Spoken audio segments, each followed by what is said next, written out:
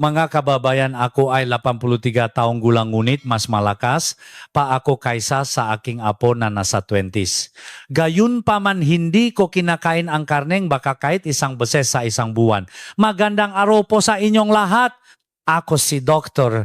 Nathan Gutierrez, 83 taong gulang na doktor. Sa loob ng 35 taon, ako ay nagsasagawa ng mga operasyon at hanggang ngayon ay patuloy pa rin akong nagsasagawa ng operasyon. Mayroong isang pagkain na 10 beses na mas mura kaysa sa karneng baka ngunit ang epekto ay 3 beses na mas mahusay. Ang rate ng pagsipsip ng protina sa karneng baka ay 23%, lamang samantalang sa pagkain ito ay 87%. Talagang kamanghamanghang pagkakaiba ito. 3 buwan na ang nakalipas. Si Lola Carmen Reyes, 79 taong gulang na nakatira sa Cebu ay hindi makalakad ng walang tungkot ngunit matapos kong ipaliwanag ang paraan sa loob lamang ng 2 buwan ngayon ay naglalakad siya ng 3 oras kada araw. Umaayat pa siya nga dan ng tumatakbo. Ang kinain ni Lola Carmen ay hindi karnang baka. Ito ay ang pagkain na mabibili sa palengke o supermarket sa halagang 1,100 lamang. Alam ko rin kung gaano kahirap kapag tumatanda na nawala ang kalamnan at nawala ang lakas. Ang mapasente ko ay may parehong problema. Kung panorin ninyo ang video na ito hanggang sa dulo ang inyong mas. Nang kalamnan ay tataas at ang inyong immune system ay lalakas. Ngunit kung hindi ninyo malalaman ito at patuloy na hanapin ang mamahaling karneng baka sa loob ng 5 taon baka mawala na ang inyong makalamnan at mapunta sa nursing home kaya panorin hanggang dulo. Ang subscription at like ay libre. Kung mag-subscribe kayo, makakakuha kayo ng pinakamabilis na balita tungkol sa kalusugan. Paano ninyo karaniwang kinukuha ang inyong protina supplement? Madalas ba kayong kumain ng karne ng baka? Mangyaring ibahagi ang inyong karanasan sa comment. Salamat po. Ngayon simulan na natin. Mga kababayan, nagbabayad ba kayong 52,000 para sa 1 kilo ng karneng baka? Talagang nakakalungkot ito. Dahil sa parehong 52,000, maaari kayong kumain ng mas magandang protina sa loob ng 1 buong buwan. At ito ay mas epektibo kaysa sa karneng baka. Noong nakaraang taon, si Ginong Roberto Santos, 82 taong gulang na nakatira sa Quezon City, ay sinabi sa akin, "Dok, ang aking gastusin sa pagkain kada buwan ay bumaba mula ng 20,000 hanggang 80,000 nit ang maskang."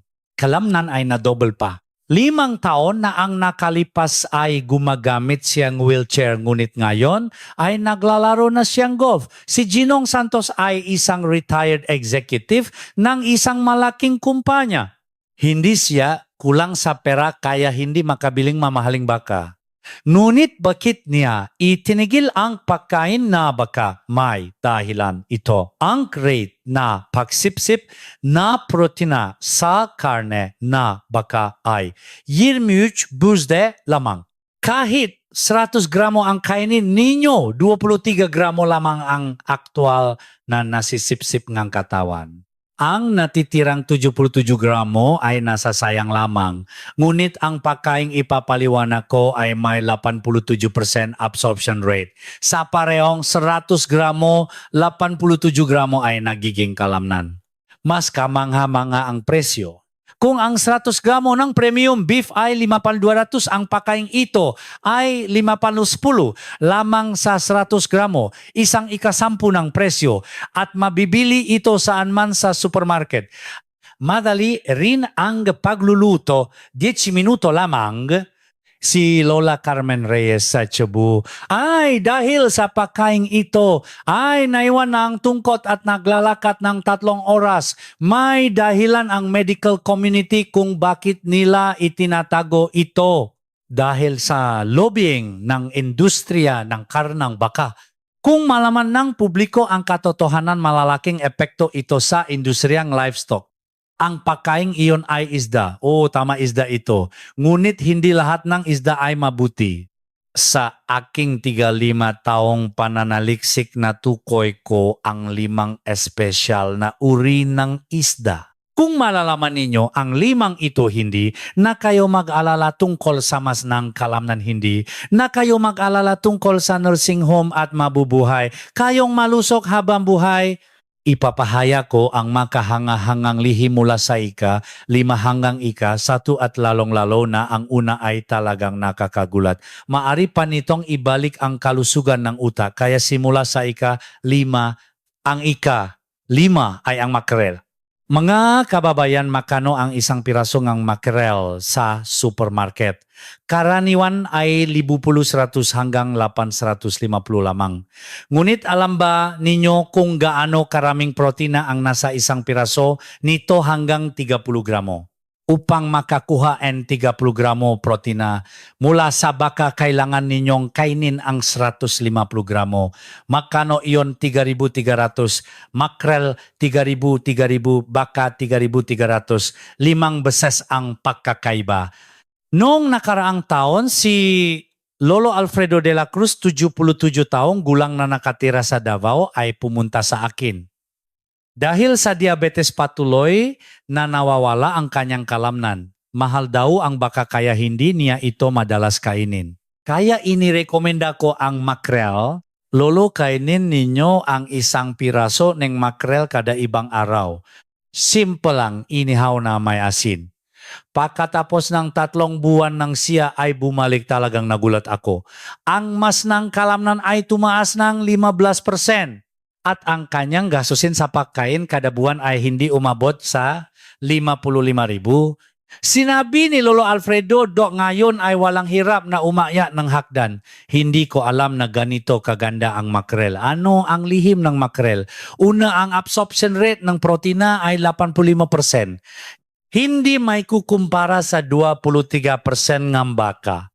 Pangalawa puno ito, en omega, 3 na naalis, en pamamaga, et nakpapabilis, en pakbawi, en kalamnan. Pangatlo, madali ang pagluluto. Budburan en asin et ihaw, 10 minuto lang. Ngunit makababayan, ito ay 5 lamang. Ang 4 na isda ay may mas matas na absorption rate kaysa mackerel, 90% ito. At mas mura pa kaysa mackerel. Ipapaliwanag ko rin ang kwento ng isang lola na 83 taong gulang na tumatakbo nga marathon dahil sa 4 na isda. Talagang mahirap paniwalaan, ngunit totoo ito. Ano ang 4? 4 sasabihin ko na. Ang 4 ay ang sauri o Pacific sauri. Mga kababayan, iniisip ninyo siguro na ang sauri ay isda lamang ng taglagas, ngunit ito ang tunay na kayamanan. Ang 1 piraso ng sauri ay 5,800 hanggang 100 lamang. Ngunit ang lihim na nakatago sa maliit na istang ito ay kamangha-mangha. Ang absorption rate na protina sa sauri ay 90%. 5% mas mataas kaysa mackerel. Sa 100 gramo, 90 gramo ay nagiging kalamnan. Noong nakaraang taglamig, si Lola Fe Garcia, 83 taong gulang na nakatira sa Cagayan de Oro, ay pumunta sa akin. Espesyal na tao si Lola dahil sa 83 taong gulang sumasali siya sa marathon. Tinanong ko ang kanyang lihim at ganito ang sagot. Niya, sa loob ng 40 taon, sauri lamang ang kinakain ko 3 beses sa isang linggo. Talagang mahirap paniwalaan, di ba? Sa 83 taong gulang tumakbo siya ng 42,155 kilometer. Sa pagsusuri, ang kanyang mas ng kalamnan ay katulad ng isang tao sa 50s. Sinabi ni Lola Fe, ang sauri ay maring kainin ang buto, kaya nakukuha rin ang calcium. At higit sa lahat, masarap ito kaya hindi nakakasawa. Ipapaliwanag ko ang makahanga-hangang benepisyo ang sauri. Una, talagang mura ang presyo. Sa halaga ng 100 gramo ng baka, maari kang bumili ng 5 piraso ng sauri. Pangalawa, maraming sangkap na mabuti para sa uta. Mabuti para sa kalusugan ng uta at na maugat ng dugo. Pangatlo, dahil makakain ng buto, nalulutas ang kalsiyum ng sabay. Epektibo rin ito sa pag-iwas sa osteoporosis. Ngunit makababayan, mayroon pa ring 3, 2 at 1. Ang ika-tiga na isda ay may 3 beses na mas mahusay na epekto sa pagtaas ng kalamnan kaysa sauri. Ito ang isda na lihim na iningatan sa loob ng 100 taon sa Japanese longevity village. Gaano kadalas ninyong kinakain ang sauri, sabihin ninyo sa comment. At iniisip ba ninyo na mariring tumakbo ang marathon si Lola Fe sa 83 taong gulang? Talagang curious kayo sa susunod na isda, sasabihin ko na. Ang ika-3 ay ang sardina. Mga kababayan, narinig ninyo na ba na maraming tao sa Okinawa, Japan na nabubuhay na lampas 100 taon ang lihim ay ang sardin. Sa loob ng 100 taon araw-araw ay kumakain ang mga tao sa Okinawa ng sardin. Bilang resulta, kahit lampas 100 taon nakakalakad, sila nang walang tungkot at nakakapagtanim pa. Ang epekto ng sardines sa pagtaas ng kalamnan ay 3 beses na mas mahusay kaysa sauri. Sa parehong dami, 3 beses na mas mabilis tumaas ang kalamnan. Noong nakaraang taon, si Lola Elena Lopez, 81 taong gulang na nakatira sa Bohol, ay pumunta sa akin. Pagkatapos ni replacement surgery, masyado siyang nawalan ng kalamnan. Lola, kainin ninyo ang sardina 4 na beses sa isang linggo. Mali na sardina na maring kainin ng buo. Inirekomenda ko iyon. Pagkatapos ang 2 buwan ng siya, ay bumalik, talagang nagulat ako. Lubusan nang gumaling ang kanyang tuhod at ngayon ay nakakapaglaro na siya sa amusement park kasama ang nga apo. Sinabi ni Lola Elena, Doc, matapos kumain ng sardine talagang nagbago ang aking lakas. Walang problema sa paakyat ng hagdan at nakakapag-shopping ako ng 2 oras. Ipapaliwanag ko ang makahangahangang lihim ng sardin. Una, maliit kaya maaring kainin ng buo. Lahat ng nutrients mula ulo hanggang buntot ay nakukuha. Pangalawa, may espesyal na sangkap para sa kalamnan na 5 beses na mas marami kaysa ibang isda. Pangatlo, talagang mura ang presyo. Sa 500, isang pack maaari nang makabili para sa isang linggo. Pang-apat, may can version din kaya madaling kainin anumang oras. Sa Japan, may kasabihang ang kumakain ng sardine ay hindi tumatanda. Sa aktwal na pagsusuri ng dugong 100 taong gulang sa Okinawa, ang sangkap para sa kalamnan ay katulad ng 50s. Ngunit mga kababayan, mayroon pa ring 2 at 1. Sa 2, ipapaliwanag ko ang isda na nagpapataas ng immunity ng 872% at sa 1 ang milagrong isda na nagpapapata ng 20 taon. Paano ninyo kinakain ang sardine? Kan ba o fresh, sabihin sa comments. Ang 2 ay ang tuna. Mga kababayan, iniisip ninyo siguro na mahal ang tuna, ngunit paano naman ang canned tuna? Sa supermarket, average sa bilas 100 lamang. Ang maliit na kantuna na ito ay maring magpatas ng inyong muscle mass ng 20% sa loob ng 1 buwan. Talagang mahirap paniwalaan. Ito ay batay sa research na inilabas ng isang kilalang hospital sa Maynila noong nakaraang taon. 200 senior citizens na 65 pataas ang edad ang hinati sa 2 grupo. Isang grupo ay kumain na energy, baka ang isa ay canned tuna sa loob energy 3 buwan. Ang resulta ay kamangga-mangga. Ang grupo na kumain na energy tuna ay tumaas ang muscle mass energy average 20%. Ang grupong baka ay 5% lamang. Gusto ba ninyong marinig ang aktwal na kaso noong nakarang taglamig? Lolo Manuel Reyes, 6 taong gulang na nakatira sa Bacolod, ay pumunta sa akin. Siya ay isang retired professor. Tumatanda na ako kaya patuloy na nawawala ang kalamnan ko. Kahit umakyat lamang ng hagdan, nahihirapan na ako at walang lakas. Kaya inirekomenda ko ang tuna. Lolo, kainin ninyo ang 1 can ng tuna kada araw. Subukan ninyo sa loob ng 3 buwan. Ano ang nangyari pagkatapos ng 3 buwan nang siya ay bumalik parang ibang tao na? Sinabi ni Lolo Manuel, Do, ngayon ay nakakaakyat ako ng 10 palapa na hagdan. Bumalik na ang muscle sa braso at mas malakas pa kaysa 30 taon na ang nakalipas. Nagsimula na rin akong magsulat na ma'am ga papel. Ipapaliwanag ko ang kahangahangang lihim ng tuna sa pagtaas ng kalamnan. Una, napakarami ng leucine na nasangkap. Ito ang mabilis na gumagawa ng kalamnan. Pangalawa, pinakamahusay na kalidad ng protina. Agad itong nasisipsip at nagiging material para sa kalamnan. Pangatlo, dahil madaling kainin anumang oras, kahit ihalo sa kanin ay masarap. May research din na kapag kinain ang tuna 30 minuto bago mag-ehersisyo, 3 beses na tumataas ang epekto sa pagbuo ng lamnan. Talagang kamangha-mangha, di ba, sa isang tuna lamang ganito ang epekto. Ngunit mga kababayan, narito na ang ika-1 ay talagang nakakagulat. Ito ang isda na napapabata ng 20 taon at napapababa ng panganib ng dementia ng 90%. Gaano kadalas ninyong kinakain ng tuna? Iniisip ba ninyo na mabuti rin ang Kenneth tuna? Sabihin sa comments, narito na ang number 1. Ito ay ang salmon. Mga kababayan, ang salmon ay tinatawag na haring lahat ng isda. Bakit kapag kumain kayo ng 100 gramo ng salmon ang inyong edad ay nagiging 20 taon na mas bata at ang panganib ng dementia ay bumababa ng 90% at ang muscle mass ay tumataas ng 25% kada buwan.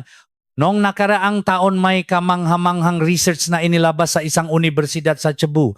100 senior citizens na 75 pataas ang edad ang pinakain ng salmon sa loob ng 6 na buwan. Ang resulta ng brain MRI ay lubusang nagbago. Ang masamang protina na nagdudulot ng Alzheimer ay bumaba ng 80% at ang score sa memory test ay mula 20 hanggang 95. Sasabihin ko ang aktwal na kaso na nakita ko. Noong nakaraang taon, si Lolo Jose Morales, 83 taong gulang na nakatira sa Baguio, ay pumunta sa akin. Espesyal siya. Do ako ay 83 taong gulang ngunit kumakain ako ng salmon sa loob ng 40 taon. 2 beses sa isang linggo. Sa pagsusuri talagang nagulat ako. Ang muscle mass ay katulad ng 50s at ang biological age ay 55 taong gulang. Parang 55 anyos ang pakiramdam. Sinabi ni Lolo Jose, Doc, hanggang ngayon ay nalulutas ko pa rin ang math problems at nag-aral ng English. Mas maganda pa ang memory ko kaysa sa aking nga apo. Talagang mahirap paniwalaan, di ba, sa 83 taong gulang ay may utak na parang 55 taong gulang. Ipapaliwanag ko ang kahangahangang lihim ng salmon. Una, ang espesyal na langis na mabuti para sa utak ay 10 beses na mas marami kaysa ibang isda. Ang langis na ito ay nagre-renew ng brain cells. Pangalawa, may pinakamataas na kalidad na protina para sa kalamnan. Ang absorption rate ay 95%. Pangatlo, puno itong sangkap na naglilinis ng ugat ng dugo. Malaki ang pagbaba ng panganib ng heart disease at stroke. Pangapat, nag-iwas din ito sa depression. Kapag kumain ng salmon, lumalabas ang hormone na nagpapasaya. Ito ang isda na lihim na kinakain na mga doktor sa aesthetic sa Makati para mukhang 20 taon na mas batang balat. Talagang napapabuti nito ang balat. Mas kaunti ang wrinkles at mas elastic. Ngunit iniisip ninyo siguro na mahal ang salmon, ang frozen salmon ay 550 kada 100 gramo. 2 beses sa isang linggo ay sapat na. Kung iniisip ang kapala 200 gramo, baka mas maganda ang value ng salmon. At ang epekto ay hindi may kukumpara. Ngunit mga kababayan, kahit gaano kaganda ang isda, kung mali ang pagkain ay mari itong maging lason. Kaya para sa napanood hanggang dito, bibigyan ko kayo ng mas mahahalagang impormasyon bilang regalo. Ito ang eksaktong paraan kung kailan kainin ang 5 isdang ito at ang mga mapanganib na kombinasyon na dapat iwasan. Lalong-lalo na ang 65 pataas ay dapat maging maingat. Una, ang golden time para kainin ang isda Una sa pagitan ng 7 hanggang 9 umaga ang pinakamahusay. Sa oras na ito, ang absorption rate ay umabot sa 95%. Kung sa gabi, 60% lamang. Noong nakaraang taon, si Lolo Ricardo Villanueva, 76 taong gulang na nakatira sa Batangas ay sinabi sa akin, "Dok, parehong isda, ngunit ang epekto kapag kinain sa umaga at gabi ay lubusang naiba." Si Lolo Ricardo ay dati ay kumakain sa gabi, ngunit pagkatapos ng 3 buwan hindi gaanong tumaas ang kalamnan. Ngunit nang baguhin sa umaga sa loob lamang ng 1 buwan ay may malinaw na pagbabago.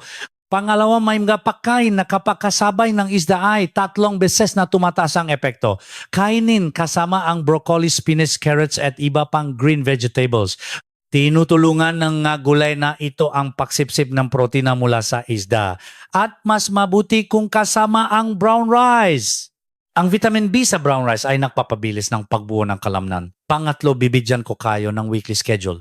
Lunes, mackerel, Martes, pahinga, Miyerkules, Sauri, Huwebes, pahinga, Biyernes, Sardines, Sabado, Tuna, Linggo, Salmon. Kainin ito kada ibang araw. Kung araw-araw maring maging mabigat sa katawan, ngayon ang mga mapanganib na kombinasyon na dapat iwasan. Una, huwag kailanman kainin kasama ng ala, lalong-lalo na para sa 65 pataas, mapanganib ito. Noong nakaraang taon, si Lolo Victor Mendoza, 74 taong gulang na nakatira sa Cebu ay dinala sa emergency room.